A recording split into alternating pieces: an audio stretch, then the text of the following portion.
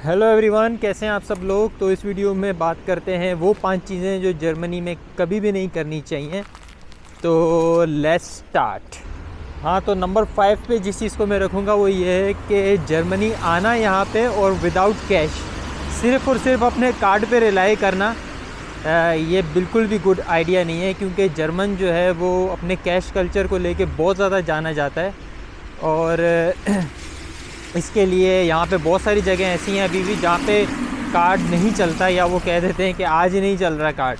तो फिर क्या करोगे। तो नंबर 5 पे था हमारा कैश कल्चर, और always bring some cash with you. जो मैं काम कर रहा हूँ इस टाइम पे ये कभी मत करना। मैं दिखाता हूँ क्या काम कर रहा हूँ मैं। ये जो रेड लाइन जो है, रेड वॉकिंग, ये जो है ये साइकिल्स के लिए है, रेड वाला। मुझे यहाँ चलना चाहिए जहाँ पे मैं अभी चल रहा हूँ। ये पेडेस्ट्रियन का है, और देखा आपने वहाँ से ये साइकिल वाला गुजर गया। तो ये काम कभी भी नहीं करना, ये काम कभी भी नहीं करना, क्योंकि वॉकिंग ऑन द बाईसाइकिल वाली लेन पे वॉक करना ये बहुत ही बुरी बात यहाँ पे समझी भी जाती है, और इसके लिए आपको फ़ाइन भी हो सकता है। तो नेवर एवर डू दिस। अच्छा, नंबर 3 की बात करते हैं कि कभी भी सिग्नल क्रॉस तब नहीं करना जब वो रेड पे हो। ऑलवेज़ ऐसे, जब ग्रीन पे हो तो तब आपको क्रॉस करना है। नहीं तो अगर ऐसा नहीं करोगे तो आपको 10 to 20 यूरोस, कहीं पे 5 यूरोस का भी फ़ाइन है। किसी ये रीजनल उस पर डिपेंड करता है, और कहीं कहीं तो अप टू 60 यूरोस का फ़ाइन भी है। तो never ever do this in Germany. तो बात करते हैं नंबर 2 पे जिस चीज़ को मैं रखूँगा वो है throwing away plastic bottles in the bin.